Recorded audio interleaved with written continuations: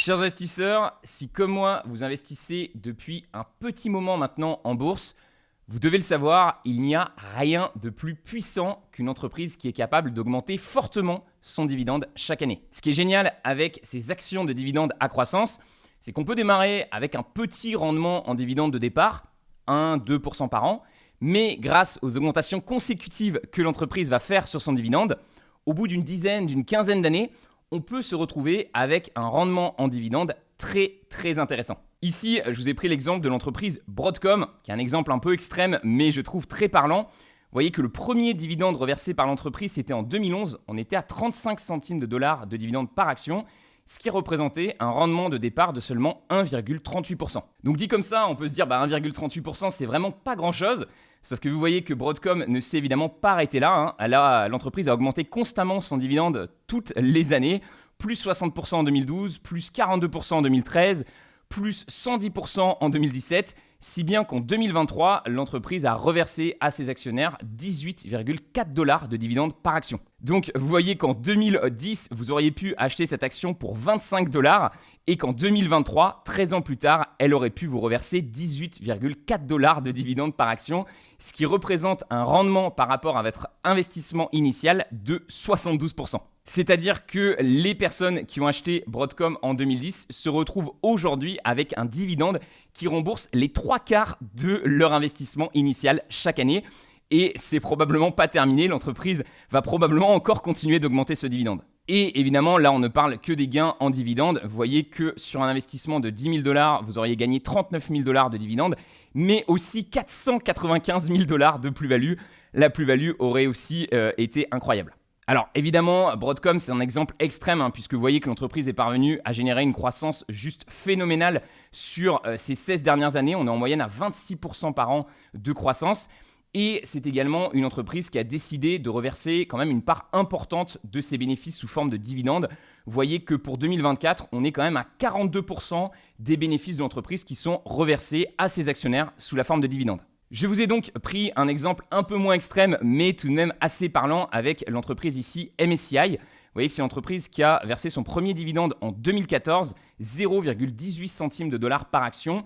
Et à nouveau, vous voyez qu'on part avec un rendement de départ pas très intéressant en 2014, seulement 0,42% de rendement en dividende. Mais à nouveau, même histoire qu'avec Broadcom, MSCI va augmenter fortement son dividende sur les années qui s'écoulent. Vous voyez qu'ici, on a 13 ans qui se sont écoulés. Et on a notamment une énorme progression du dividende dès la première année, plus 344%, et ensuite plein d'augmentations, ce qui fait qu'en 2023, on est sur un dividende de 5,52 dollars par action, ce qui représente quand même un rendement sur coût de 12%. Alors 12%, c'est pas comme le 75% de Broadcom, mais je ne sais pas ce que vous en pensez, ça commence à devenir très intéressant de gagner comme ça chaque année plus de 10% de rendement en dividende. Et à nouveau, on n'est pas sur un temps d'horizon qui est si long que ça. On est à 13 ans qui se sont écoulés, donc on est sur une dizaine d'années. Je trouve ça juste incroyable. Et je pense que ces deux exemples illustrent bien la puissance qu'il peut y avoir à acheter une action lorsqu'elle est en train de verser son premier dividende. Si l'action a du potentiel et qu'elle est capable de faire augmenter ses bénéfices comme ça dans le temps, eh bien le dividende va probablement suivre la même trajectoire. Et au bout d'une dizaine d'années, donc à nouveau sur un horizon long terme, on peut se retrouver avec des rendements en dividendes très intéressants. Et justement, les amis, ça tombe bien car cette année, en 2024, en février 2024 pour être précis, on a 3 nouvelles grandes entreprises américaines qui ont déclaré leur tout premier dividende. On peut donc se poser la question, est-ce que ces 3 nouvelles entreprises à dividendes vont avoir les mêmes résultats que Broadcom et MSCI? Est-ce qu'elles vont être capables de nous délivrer, si on les achète dès aujourd'hui, au bout d'une dizaine d'années, des rendements de 10, 20, 30% en dividendes chaque année? Eh bien, c'est ce que je vous propose qu'on voit tout de suite ensemble dans cette vidéo. On va aller regarder un petit peu les fondamentaux de ces 3 nouvelles actions à dividendes et essayer de déterminer si cela pourrait être de belles actions de dividendes à croissance. La première nouvelle action à dividende, vous la connaissez probablement, c'est Meta. Anciennement Facebook, c'est la maison mère qui est derrière les 2 énormes réseaux sociaux que sont Facebook et Instagram.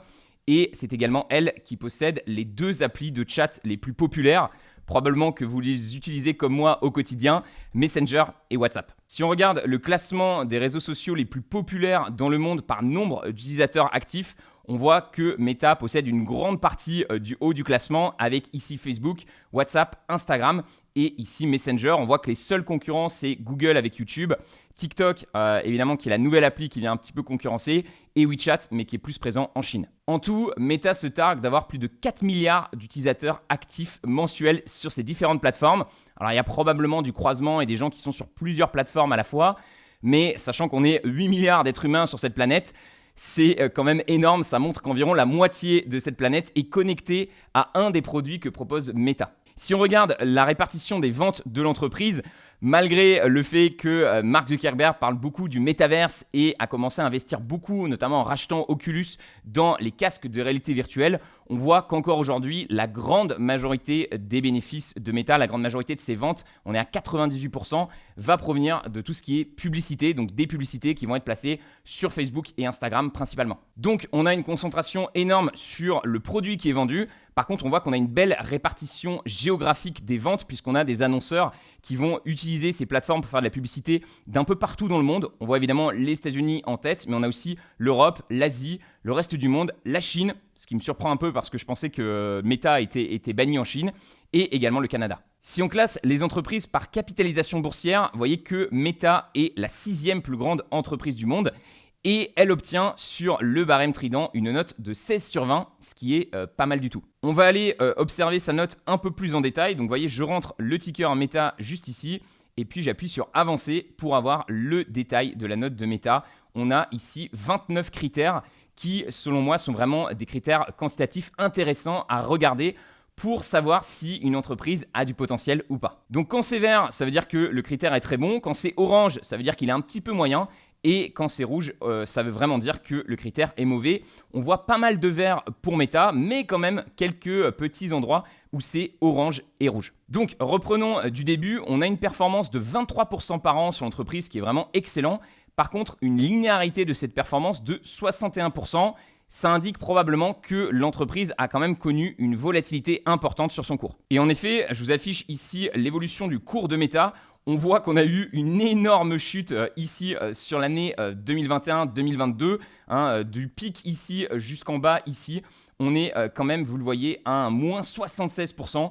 Donc on voit que c'est une action qui a connu quand même pas mal de volatilité. À côté, la Covid, c'est un petit joueur. Heureusement, on voit que l'entreprise s'est quand même très bien remis, ce qui fait qu'au final, même si on avait acheté au pic ici, si on avait été capable de garder l'action, on se retrouverait quand même avec une belle performance de 10% par an.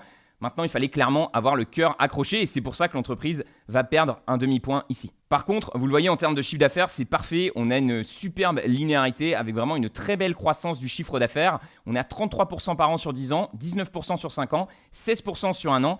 Et les analystes estiment encore 11% par an sur les 5 prochaines années pour le chiffre d'affaires de Meta. Et en effet, lorsqu'on affiche la courbe, vous voyez que c'est très linéaire et qu'on a une très belle augmentation du chiffre d'affaires. Les free cash flow, en revanche, ce qui correspond vraiment aux bénéfices, à l'excédent de trésorerie que va générer l'entreprise, qui sont très importants puisque c'est eux qui vont aller financer les dividendes qui nous intéressent, on voit qu'ils ont été un petit peu plus volatiles, avec une linéarité à 78%. Donc pareil, on voit une énorme croissance, notamment sur un an de 137%, et encore une belle estimation de croissance future par les analystes de 26% par an. Par contre, il est probable qu'en ouvrant le graphique, on ait un peu plus de volatilité. Voilà donc le fameux graphique, et on voit en effet notamment une énorme chute en 2022, moins 48% sur le free cash flow, qui heureusement a été bien récupéré en 2023. Donc si vous avez suivi un petit peu l'histoire, c'est notamment parce que Mark Zuckerberg a décidé d'investir beaucoup d'argent dans le métaverse, ce qui a évidemment diminué la profitabilité de l'entreprise. Et les actionnaires n'ont pas du tout aimé ce changement de politique. Vous voyez que l'action s'est écroulée. C'est vraiment un cas d'école Meta, puisqu'on voit vraiment que la courbe noire du prix a très bien suivi la courbe orange des bénéfices. Et lorsque les bénéfices ont chuté, l'action a chuté d'autant, voire même plus que les bénéfices. Et ensuite, une fois que Mark Zuckerberg a dit « c'est fini, désormais on va se concentrer sur la profitabilité et arrêter de dépenser de manière trop extravagante dans des projets futuristiques », eh bien automatiquement le cours est remonté. On voit ici aussi que Meta a su obtenir de très bons retours sur son capital employé. Donc on va prendre l'intégralité de ce qu'elle a, à la fois l'argent qui lui a été donné par ses actionnaires et l'argent qui lui a été prêté par ses créanciers, donc au niveau des dettes. et on va regarder avec l'intégralité de ce capital le free cash flow qu'elle est capable de générer. Et on voit que l'entreprise est capable, avec un capital raisonnable, de générer quand même beaucoup de free cash flow. On est sur des rendements entre 19% et 22% cette année, ce qui montre bien quand même que globalement, l'entreprise a su investir dans les bons endroits. Maintenant, quand on connaît un peu l'entreprise, c'est pas forcément qu'elle a investi au bon endroit, c'est surtout qu'elle a une vache à lait énorme avec la publicité qui peut être présentée sur Facebook et Instagram. Et donc finalement, cette publicité ne demande pas beaucoup de coûts d'entretien et donc sans faire grand chose, l'entreprise peut se retrouver à générer beaucoup de free cash flow et probablement que si tous ces investissements dans le métaverse n'avaient pas été faits, probablement que ce retour sur investissement aurait été encore plus élevé. C'est évidemment aussi, vous voyez, un business avec des très belles marges. On est à 28% sur 5 ans et on a même une augmentation des marges puisque les marges actuelles sont de 33%. C'est-à-dire qu'à chaque fois que Facebook fait 100 € de vente, elle garde 33 € en free cash flow dans sa poche. C'est plutôt sympa. Par contre, vous voyez, petit souci ici sur le CAPEX qui correspond donc aux investissements long terme que l'entreprise va faire. On voit que c'est quand même assez élevé. On préférait des entreprises qui n'ont pas besoin d'investir autant dans le futur, même si on pourrait après argumenter sur le fait que ces investissements pourront rapporter plus d'argent dans le futur, mais peut-être que c'est aussi des investissements qui ne vont pas rapporter d'argent, donc on n'aime pas forcément qu'ils soient trop élevés par rapport au cash flow opérationnel. Donc ce 38%, d'où il vient? Vous voyez qu'ici, on a le cash flow opérationnel de Meta, donc c'est finalement l'argent qu'elle va gagner à travers ses opérations. Donc à nouveau, elle va vendre ses produits et elle va enlever tous les types de dépenses, donc c'est tout ce qu'on va retrouver juste ici, hein. Elle va enlever ses coûts produits, elle va enlever ses dépenses opérationnelles, elle va enlever les impôts, les dépenses d'intérêt de sa dette qui, vous voyez, sont extrêmement faibles. Et après, évidemment, il va y avoir qu'est-ce que l'entreprise décide de réinvestir et qu'est-ce que l'entreprise garde en excédent de trésorerie. Et on voit ici qu'on est un petit peu élevé sur le CAPEX avec quand même 38% du cash flow opérationnel qui part dans le CAPEX au lieu d'aller dans le free cash flow qui à nouveau nous permettrait de recevoir des dividendes. On a aussi un petit problème ici avec les SBC, les compensations salariales en actions qui, vous le voyez, sont assez élevées. C'est assez commun dans les entreprises de la tech de reverser une partie importante de leur free cash flow sous la forme de compensation pour leurs salariés. Donc, il y a un petit peu à nouveau les deux voies. Certains disent que ça permet d'inciter les salariés à rester dans l'entreprise, ça permet de les fidéliser puisqu'à nouveau, ils ont des parts de l'entreprise, donc ils deviennent actionnaires et ils savent que s'ils restent un peu longtemps dans l'entreprise, ils vont pouvoir débloquer comme ça des actions et pouvoir gagner beaucoup d'argent. Vous connaissez probablement beaucoup d'histoires comme ça de gens qui ont travaillé chez Google ou chez Facebook et qui sont devenus multimillionnaires grâce justement à ces compensations salariales. L'inconvénient, c'est que, évidemment, pour nous, les actionnaires, c'est une partie en moins des free cash flow qui va dans notre poche et une partie en plus qui va dans la poche des employés. Et malheureusement, quand on mesure le free cash flow, vu que le free cash flow, c'est vraiment la mesure de l'argent qui rentre et l'argent qui sort, eh bien, on ne prend pas forcément en considération ces compensations salariales qui sont des dépenses non monétaires, mais qui, in fine, vont évidemment venir impacter les résultats de l'entreprise. Vous voyez, je vous ai fait un petit graphique ici pour qu'on se rende compte un petit peu mieux de l'évolution du free cash flow et à nouveau du montant que Meta reverse à ses employés. On voit que c'est quand même un montant qui a pas mal augmenté avec le temps et notamment ça posait un gros souci en 2022. Vous voyez, les free cash flows se sont écroulés, mais les compensations salariales ont continué d'augmenter puisque généralement c'est des engagements que prend l'entreprise envers ses employés, donc c'est difficile de les couper du jour au lendemain. Donc là, on est sur une répartition qui est plutôt correcte, mais je vous avoue que je préfère les entreprises qui ne délivrent que 10-15% maximum de leur free cash flow dans des compensations salariales.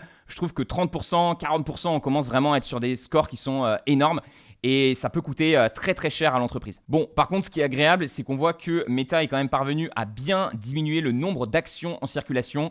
Donc l'entreprise a, malgré le fait qu'elle ait émis des actions pour ses employés, elle a aussi beaucoup racheté ses actions. Vous voyez qu'en 2018, on était à 2854 actions en circulation et là on n'en a plus que 2561. Donc évidemment c'est en millions et on voit quand même une belle réduction ici à nouveau de 10%, ce qui fait plaisir.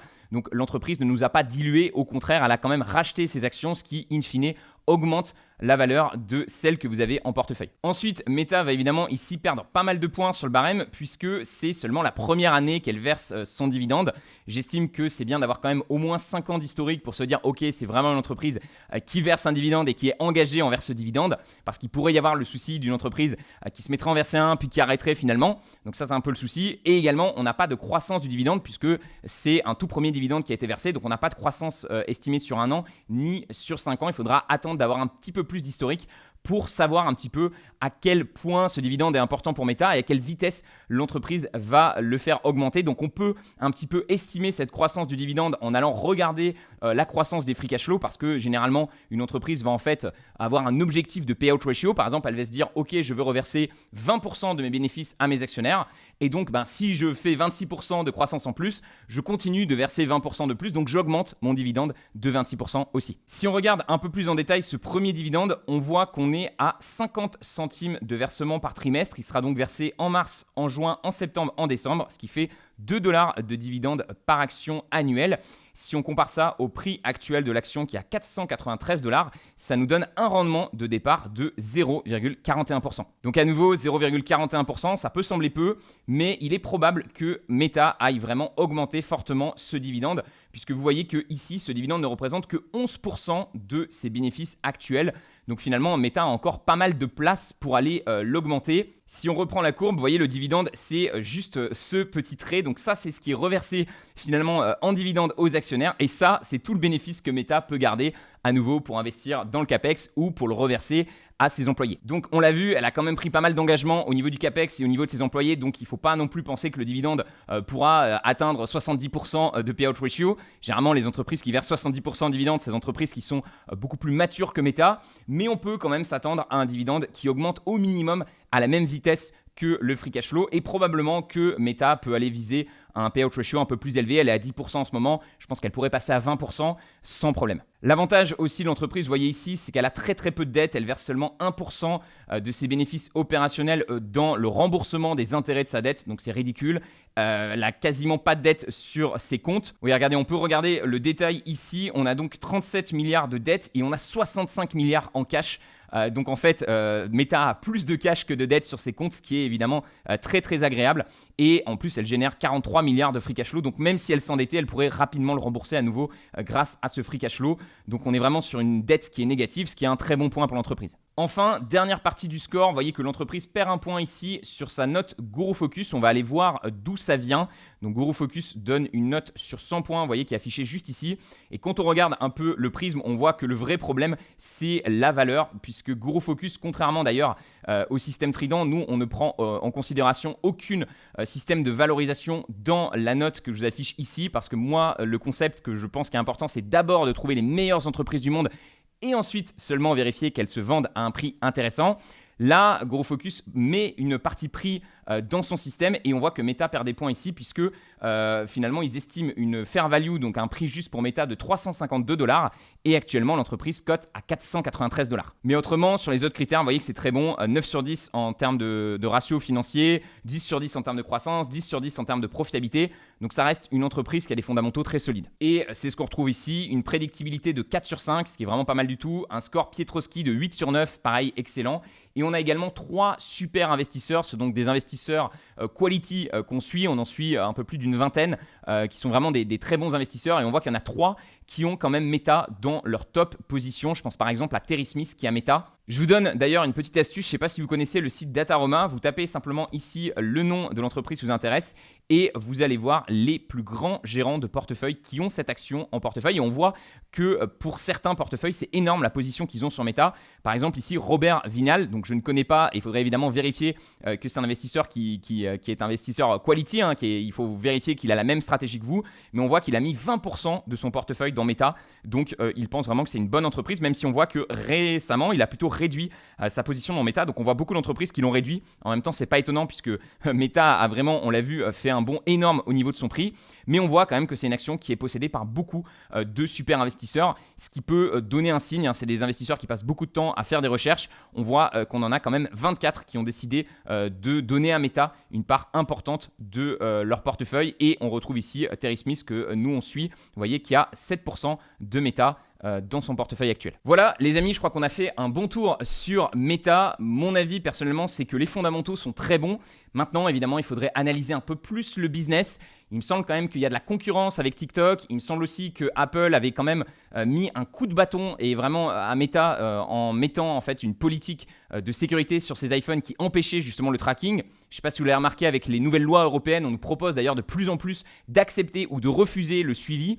Et très souvent, on va refuser de se faire suivre par ces apps-là, ce qui va évidemment diminuer le tracking que va pouvoir faire Meta en fait par rapport à ces annonceurs. Et qui dit moins de tracking, moins être capable de connaître vos centres d'intérêt et ce que vous faites sur Internet, dit forcément moins de rentabilité au niveau des annonces qui vont être diffusées sur le site. Donc il faudrait vraiment que j'analyse l'entreprise pour voir l'impact que ça pourrait avoir sur le long terme. Et évidemment, l'idée, c'est de déterminer pour savoir si c'est une bonne entreprise future à dividende. L'idée, ça serait vraiment de comprendre à travers une analyse approfondie de son business si cette entreprise serait bien capable de faire ces 26% par an de croissance qu'estiment aujourd'hui les analystes. Vous connaissez probablement aussi la deuxième nouvelle entreprise à dividende de ce classement, c'est le fameux site de réservation en ligne d'hôtels Booking.com. Donc on connaît tous Booking, mais vous voyez que l'entreprise a également la marque Priceline, Agoda, Kayak et OpenTable. Je ne connaissais pas ces différents sous-sites, sauf Kayak que j'ai utilisé plusieurs fois pour faire des réservations d'avion. Lorsqu'on regarde la répartition des ventes, on peut avoir l'impression que c'est un petit peu équilibré, mais en réalité, ces deux sources de vente proviennent de la même chose, qui sont tout simplement les frais qui sont prélevés lors des réservations de nuits d'hôtel. Simplement, ici, le business model, c'est Booking qui va acheter des nuits d'hôtel et ensuite les revendre, alors qu'ici, c'est une mise en relation de Booking avec des hôtels directement. J'imagine également que dans cette partie-là, on a tous les particuliers, puisque Booking propose pas que des hôtels, mais propose aussi de réserver directement avec des particuliers, donc un business model similaire à Airbnb. Et on voit à nouveau une toute petite partie ici de vente au niveau de la publicité. Donc à nouveau, comme Meta, on a quand même une forte concentration sur un type de revenu précis qui sont donc les frais qui vont être prélevés lors des réservations. Et si on regarde la répartition des ventes en termes géographiques, on voit qu'on a un petit souci ici. Peut-être que l'entreprise a décidé de ne pas révéler cette donnée-là, hein, rien ne lui oblige. On voit qu'elle nous annonce 80% de ses ventes qui proviennent des Pays-Bas, donc probablement qu'elle a une partie de sa structure qui est positionnée là-bas, mais à mon avis, 80% des ventes ne proviennent pas du Pays-Bas. J'ai regardé un petit peu et je ne suis pas arrivé à trouver la répartition exacte, mais on voit par exemple ici que Morningstar nous dit que 50% de ses ventes avant la pandémie provenaient de l'Europe. Donc on a quand même une certaine concentration dans l'Europe qui pourrait être un marché un peu plus mature.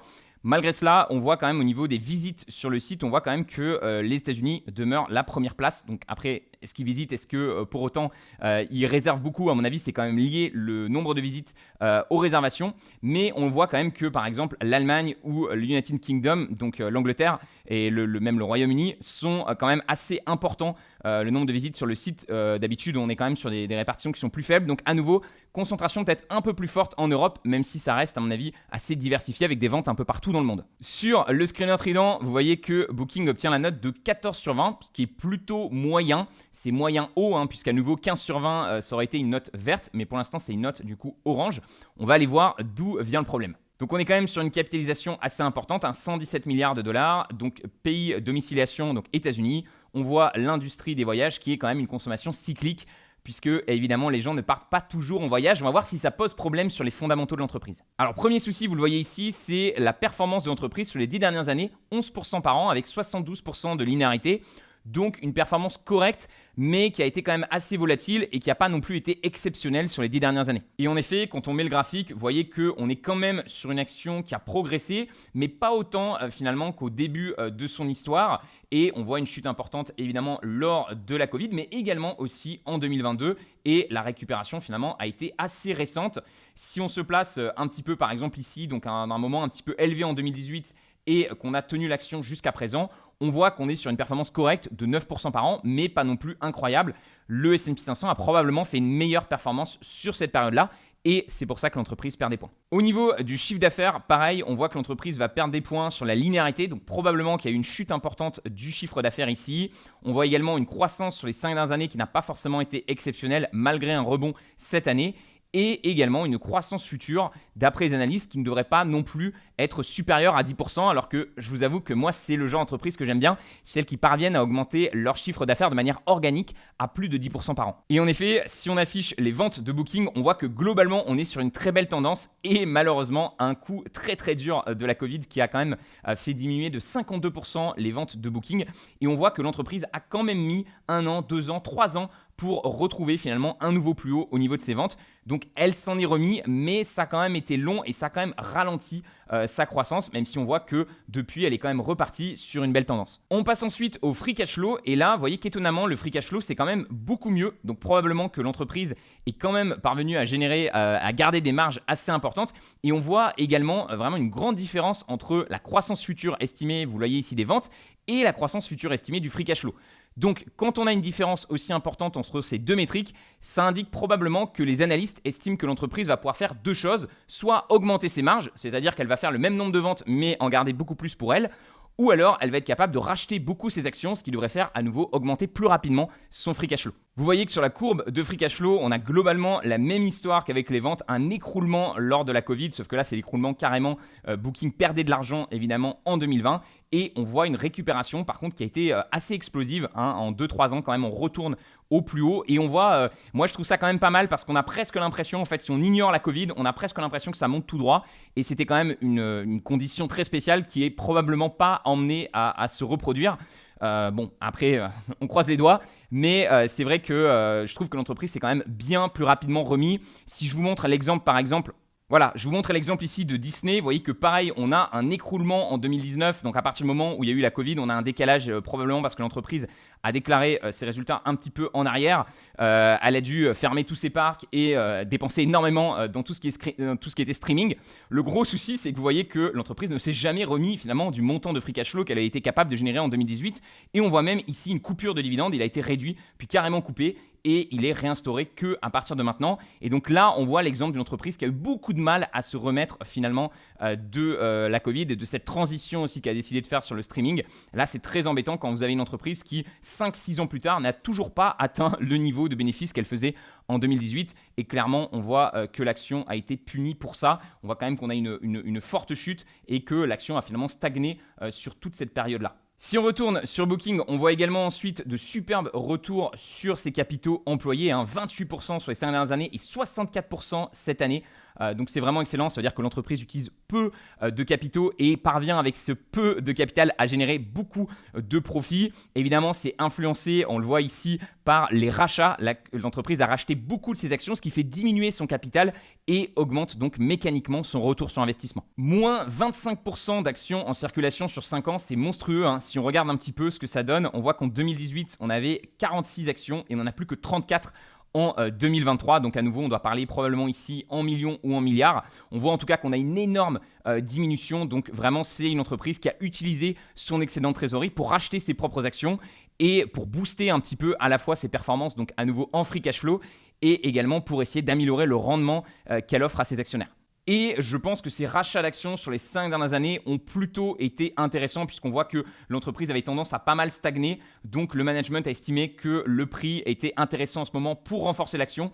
Et pour l'instant, ils ont bien fait puisque l'entreprise est vraiment repartie sur un nouveau plus haut depuis début 2023. Rien à dire sur les marges qui sont à nouveau exceptionnelles. 24% de profit et 33% ici cette année. Donc on a même une augmentation des marges. Donc ça, c'est très intéressant. On a aussi très peu de dépenses en CAPEX. L'entreprise n'a pas besoin de beaucoup investir pour faire fonctionner son site. Globalement, c'est juste des serveurs et il n'y a pas beaucoup, à mon avis, d'investissement futuristique. C'est juste maintenir le site et faire en sorte qu'il continue de bien fonctionner et d'être bien référencé. On voit aussi des compensations salariales en actions qui sont raisonnables. Donc, Booking reverse une partie de son free cash flow à ses employés, mais ça reste un montant correct, 8%. Comme pour Meta, évidemment, on n'a pas d'historique sur le dividende. Donc, pour l'instant, l'entreprise perd des points là-dessus, mais probablement que dans les années qui vont venir, ces points-là vont être gagnés si l'entreprise parvient à bien augmenter son dividende et à l'augmenter à un montant qui soit intéressant. Si on regarde un petit peu mieux le détail de ce dividende, on voit qu'on est à 8,75 $ de dividende par action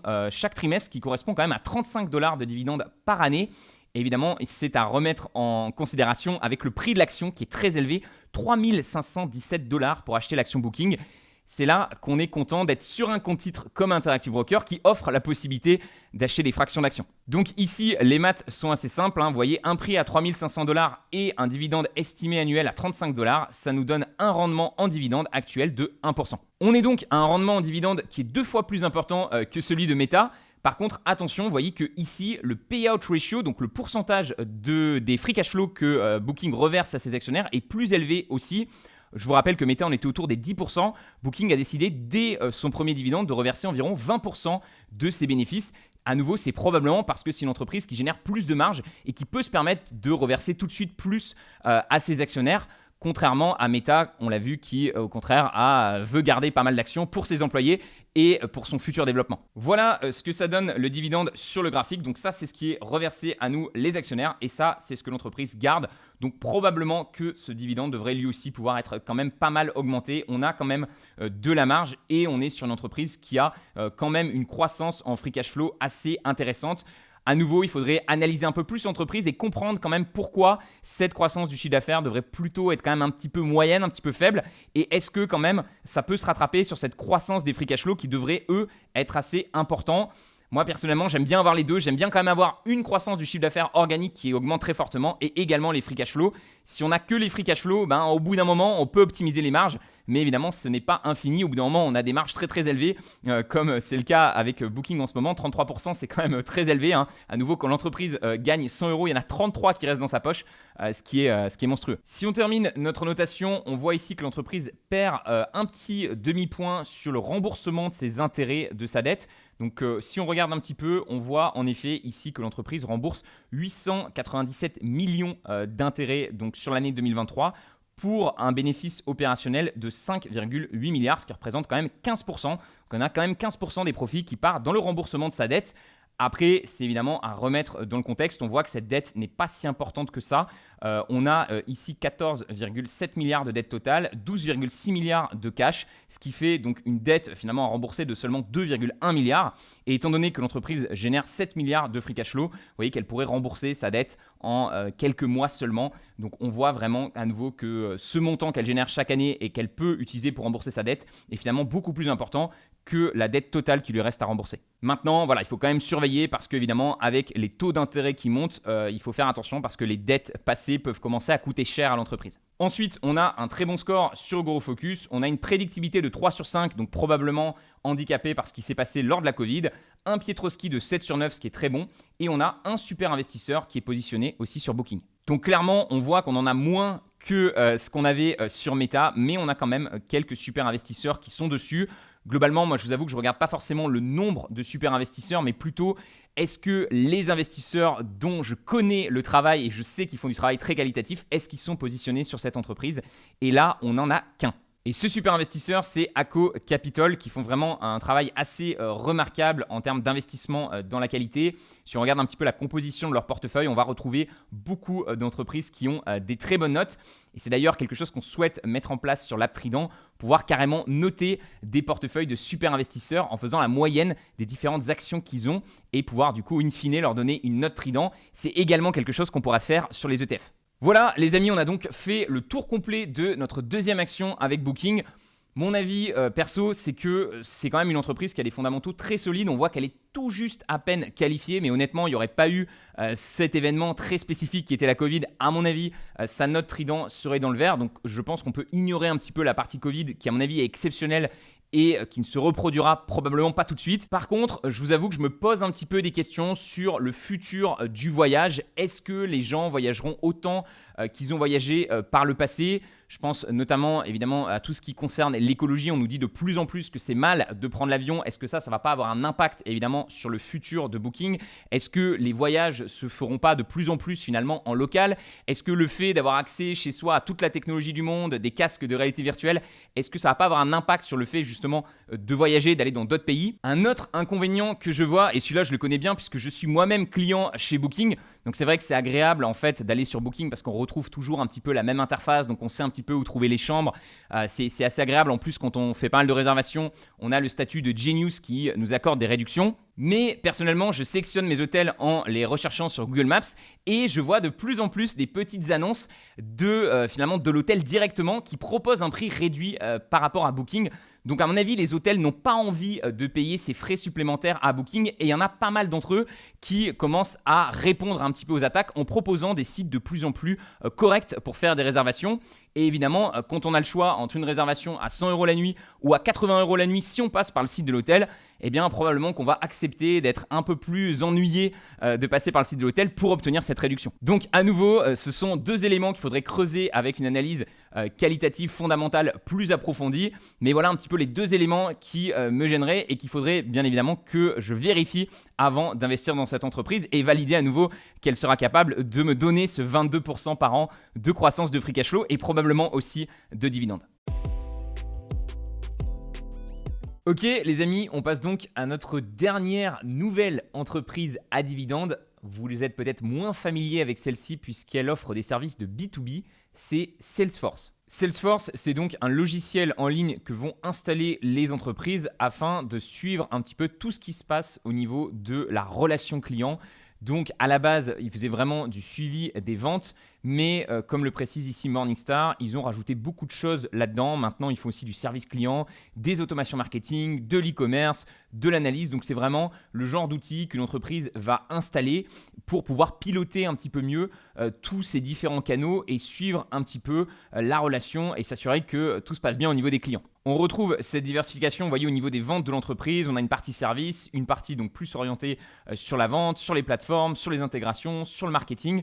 Donc ça semble être une répartition produit assez diversifiée puisque l'idée c'est vraiment d'essayer de récupérer une entreprise dans l'écosystème et une fois qu'elle est dans l'écosystème Salesforce, aller lui proposer des add-ons pour que l'entreprise soit de plus en plus liée à Salesforce et évidemment c'est assez puissant puisqu'une fois qu'on utilise un logiciel et que toute l'équipe finalement est formée dessus, c'est très compliqué pour l'entreprise ensuite de changer. Niveau géographie, vous voyez qu'on a comme souvent dans ce genre de SaaS plutôt orienté business, une concentration évidemment aux États-Unis qui est son principal marché, 62% des ventes, mais on voit quand même des ventes assez intéressantes en Europe aussi et en Asie. Ici, Amérique, j'imagine qu'on parle du Canada et du Mexique.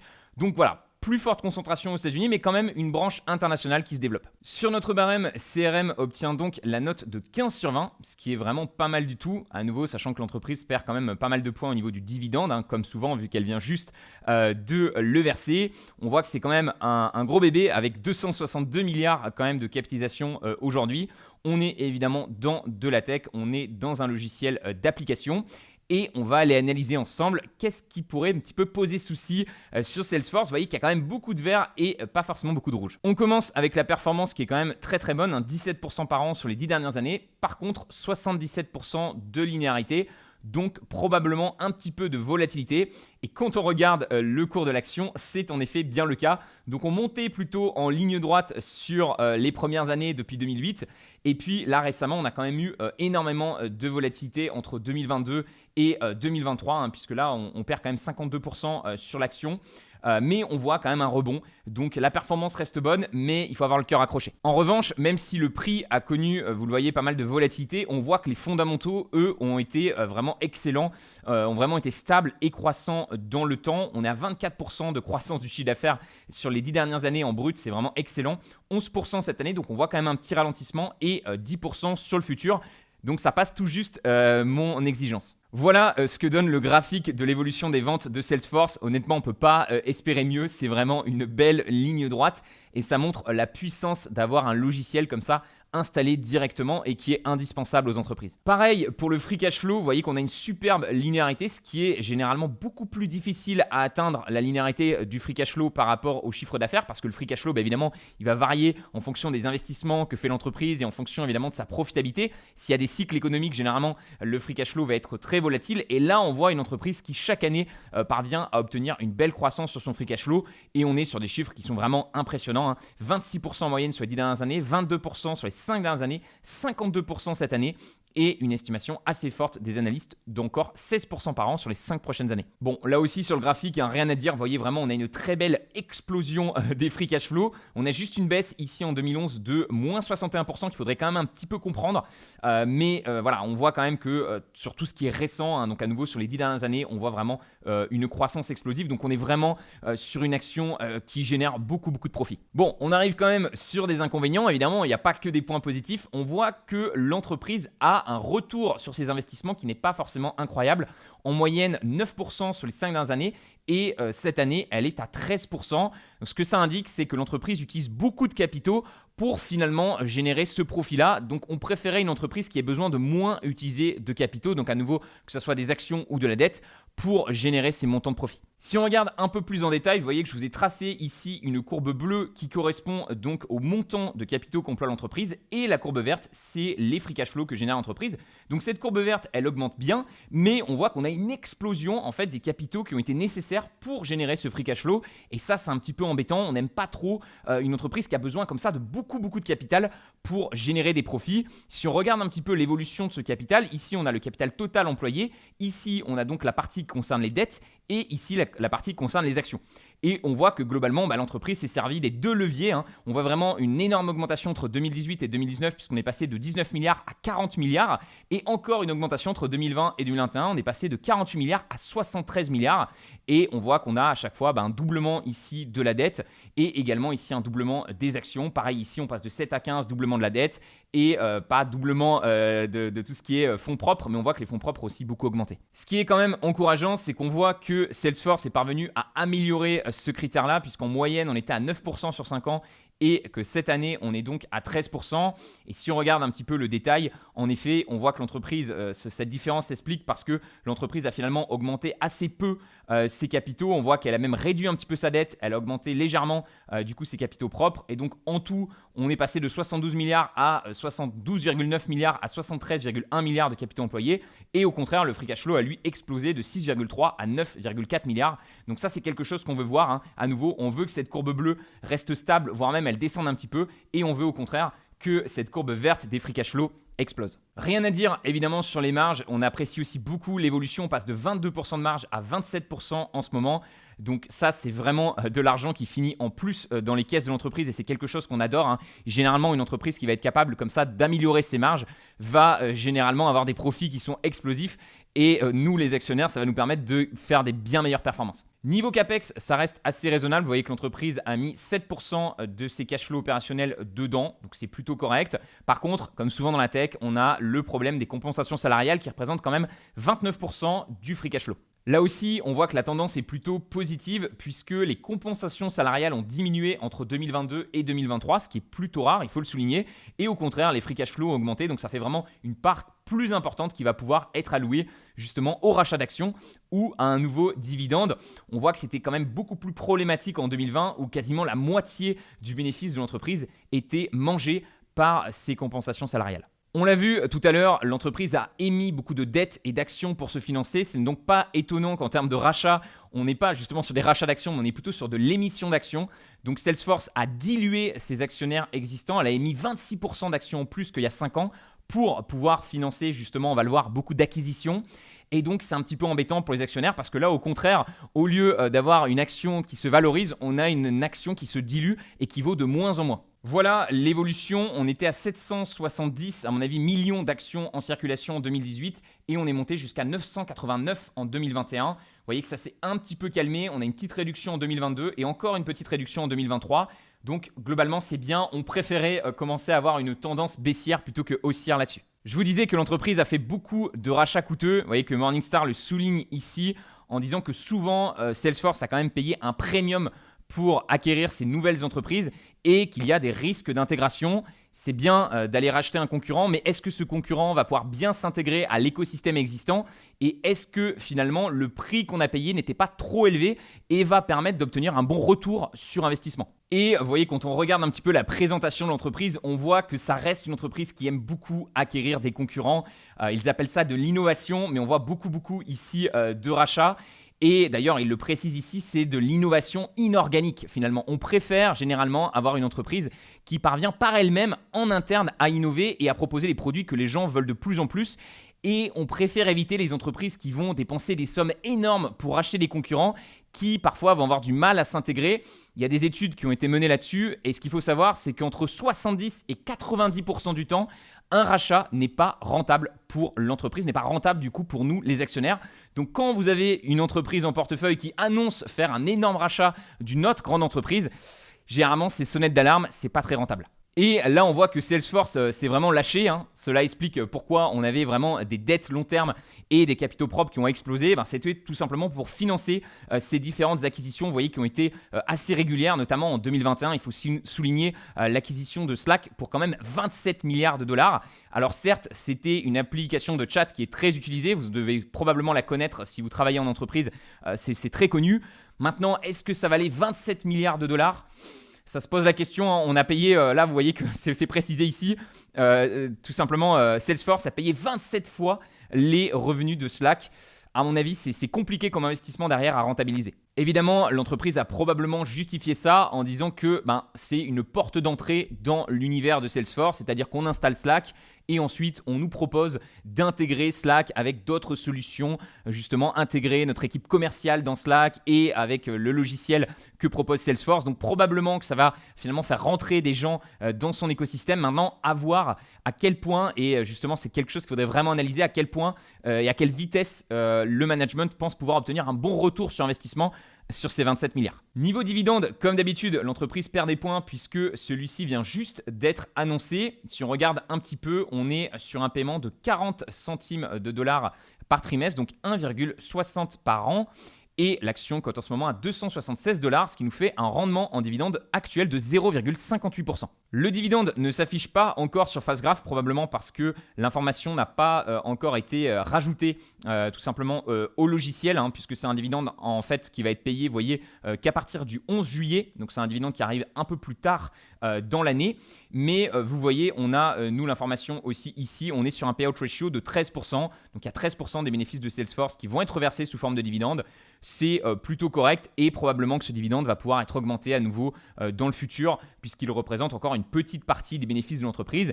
Mais à nouveau, il va falloir que l'entreprise soit disciplinée et ne dépense pas tout cet argent supplémentaire dans des rachats. Peut-être que justement le versement du dividende va dans ce sens, va dans le sens de justement faire un peu plus attention à l'utilisation de ces bénéfices. Malgré le fait que l'entreprise ait augmenté son niveau de dette, vous voyez qu'ici on est sur des scores qui restent très très bons. Puisque finalement on est à 12,5 milliards de dettes totales, donc en prenant bien en compte les dettes court terme et les dettes long terme. Vous voyez que ça va diminuer un petit peu le total ici de dettes par rapport à ce qu'on avait un peu plus haut parce que ici on ne prend en compte que les dettes long terme, donc probablement que l'entreprise n'a pas de dettes court terme et a même du cash finalement qui vient affaiblir du coup le montant de dette totale. Et au contraire, vous voyez 14,1 milliards de cash. Donc finalement, à nouveau, on est sur une entreprise qui a plus de cash que de dettes. Donc c'est très solide. À nouveau, quand vous avez plus de cash que de dettes, c'est très difficile d'aller faire banqueroute. Et on le voit un petit peu ici, même si le nombre de dettes a augmenté, ce qui a vraiment surtout explosé, c'est tout simplement ces capitaux propres. Donc à nouveau, c'est l'émission d'actions, le fait de diluer les actionnaires existants. On a ensuite un très bon score sur GrowFocus, une belle prédictibilité qui correspond à ce qu'on a vu au niveau des graphiques, vraiment une belle croissance stable. 9 sur 9 en Pietrowski Score, ce qui est excellent. Et enfin, un super investisseur qui est positionné sur Salesforce. Voilà donc les amis, le tour d'horizon sur Salesforce. Mon avis, globalement, c'est que c'est quand même une entreprise assez intéressante. Je trouve que les fondamentaux sont très bons. On voit par le passé qu'elle a eu tendance à faire un petit peu des erreurs d'allocation de capital et elle a un petit peu cette tendance à vouloir sans arrêt racheter d'autres sociétés ce qui ne sont pas toujours des investissements très rentables. Donc ça, c'est un inconvénient qu'il faudrait creuser un petit peu. Mais on voit quand même une tendance vers l'amélioration. On voit que rapidement, l'entreprise a compris un petit peu la leçon, a compris un petit peu le problème de ces différents rachats et elle est parvenue à améliorer ses fondamentaux sur les dernières années. Donc la tendance est plutôt positive. Maintenant, il faudrait que j'analyse évidemment plus en détail le business pour comprendre si justement cette croissance va pouvoir être maintenue et ces erreurs vont pouvoir être évitées. Et si l'entreprise parvient à faire ça, je pense que ces 16% par an de croissance, c'est tout à fait atteignable et aussi le dividende qui devrait donner des bons résultats. J'aime beaucoup tout ce qui est logiciel B2B parce que comme je vous l'ai expliqué en introduction, une fois qu'une entreprise a mis en place un logiciel, c'est très compliqué de venir l'enlever et donc on est souvent sur des entreprises qui vont continuer de générer du cash, même parfois quand elles prennent du retard. Je pense par exemple à des IBM ou encore des Cisco qui sont des vieilles entreprises de tech, mais en fait elles ont encore des clients, des vieux clients existants et elles continuent d'avoir des résultats corrects sur les 10 dernières années. Donc à nouveau, c'est pas exceptionnel, mais ça montre bien en fait la difficulté pour l'entreprise ensuite à se détacher d'un logiciel comme ça. Donc on a finalement une très très forte rétention des clients et ça c'est quelque chose que je cherche parce que qui dit forte rétention des clients dit forte rétention et forte stabilité des revenus et des profits. Voilà les amis, on a donc fait le tour de ces 3 nouvelles entreprises à dividendes. Qu'est-ce que vous en pensez? N'hésitez pas à me dire en commentaire laquelle vous préférez. Globalement, j'ai l'impression qu'on est vraiment sur 3 entreprises qui ont quand même beaucoup de potentiel et des fondamentaux tout à fait corrects. Évidemment, si on classe par note purement quantitative, on voit que Meta est première, ensuite on a Salesforce et ensuite on a Booking. On voit également que c'est ce qui s'est passé finalement sur les 10 dernières années en termes de performance. En termes également de croissance future au niveau du chiffre d'affaires, on voit que c'est exactement le même classement. Petit changement ici sur la croissance des free cash flow. Les analystes sont un peu plus optimistes sur Meta et Booking que sur Salesforce. Et puis voilà, on peut évidemment trier selon les différents éléments. On peut aussi regarder les super investisseurs qui ont l'air d'être un peu plus positionnés à nouveau sur Meta. Mais à nouveau, c'est aussi une plus grande entreprise, puisque si on regarde juste ici, on voit quand même que Meta pèse quasiment 10 fois ce que fait Booking. Personnellement, je pense que vous l'avez compris en m'écoutant, j'ai une petite préférence ici pour Salesforce. Ça me semble être l'entreprise qui a le moins d'inconvénients futurs long terme, le moins de risques. Et c'est quelque chose évidemment que je prends beaucoup en compte. Maintenant, il faudrait évidemment que je fasse une analyse plus approfondie de Salesforce pour valider que l'entreprise est vraiment excellente et est-ce qu'elle pourrait rejoindre mon portefeuille. Mais je vous avoue qu'une analyse complète d'un business, c'est extrêmement long. Là, vous voyez, on est passé que sur les fondamentaux et à mon avis, la vidéo est déjà assez longue. Donc personnellement, ce que je fais, sachant qu'une analyse à nouveau complète d'un business me prend, on va dire, une trentaine, une quarantaine, même une cinquantaine d'heures, j'essaie de me concentrer sur vraiment les entreprises qui ont les meilleurs fondamentaux, donc qui ont la meilleure note Trident. Vous voyez, je trie ici par note Trident et je vais me concentrer vraiment sur le haut du tableau. Dans ce haut du tableau, je vais retrouver pas mal d'actions que j'ai déjà achetées ou dont je connais très bien les business. Je vous ai beaucoup parlé, par exemple, de Mastercard, de Microsoft, d'Intuit aussi qui est en portefeuille. Mais j'ai aussi des nouvelles entreprises que je commence à creuser comme MSCI, Dollarama, Nemetschek, Novo Nordisk, Amat. Voilà, c'est assez intéressant de voir ces actions qui ont des très très bons scores et quasiment aucun inconvénient. Si vous aussi, vous souhaitez faire des analyses fondamentales sur les entreprises qui vous intéressent, n'hésitez pas à rejoindre la méthode Trident. On a sorti ce tout nouveau screener Trident cette semaine. On y a passé beaucoup de temps avec mon développeur Brian et je suis assez content du résultat. Vous voyez que ça permet quand même d'avoir une belle représentation graphique. On peut afficher les entreprises de manière simple ou de manière avancée. On peut trier par capitalisation, on peut trier par pays. Donc vous pouvez voir les meilleures entreprises du monde, mais vous pouvez également, vous voyez, vous rendre dans le pays ici et dire quelles sont les meilleures entreprises en France et pouvoir regarder vraiment les meilleures entreprises françaises. Vous pouvez même, si vous le souhaitez, aller carrément dans une industrie spécifique, par exemple vous dire quelles sont les meilleures entreprises dans la santé. Donc voilà, je trouve que c'est un super screener et c'est quand même beaucoup mieux que le fichier sheet que je proposais avant parce que vous voyez que c'est beaucoup plus personnalisable et on peut comme ça mener beaucoup plus de recherches. Je peux par exemple me dire, voilà, dans la santé, quelle est l'entreprise qui a eu la meilleure performance sur les 10 dernières années? Quelle est celle qui a eu le plus de linéarité? On voit qu'il y a des entreprises assez intéressantes ici avec United Health. Voilà, on peut vraiment tout trier et commencer à faire des recherches assez poussées sur les meilleures entreprises du monde. Voilà, j'arrête ma pub, j'espère que cette nouvelle vidéo vous a plu. J'ai testé un format, vous voyez, un peu plus naturel où je vous partage mon écran et je suis très preneur de vos retours en commentaire. Est-ce que vous avez kiffé? Est-ce que vous avez trouvé ça intéressant? Est-ce que ça n'a pas été trop long? Forcément, c'est un peu moins préparé. Je vous montre un petit peu comment je fais mes recherches moi-même et donc la vidéo peut être un peu plus longue. Mais en même temps, je me dis c'est un peu plus naturel et je vous montre concrètement ce que je fais. Donc je me dis que ça peut être peut-être un peu plus intéressant que de passer beaucoup de temps sur des présentations Canva dans lesquelles je vous montre pas forcément tout. Donc voilà, n'hésitez pas à me dire en commentaire si vous préférez un format comme ça plus régulier mais un peu plus naturel ou si vous préférez un format qui est peut-être un peu moins régulier mais un peu plus structuré avec vraiment une présentation Canva étape par étape. C'était Roman, je vous souhaite de bons investissements dans des belles actions à dividendes et je vous donne rendez-vous dans la prochaine vidéo YouTube. Ciao!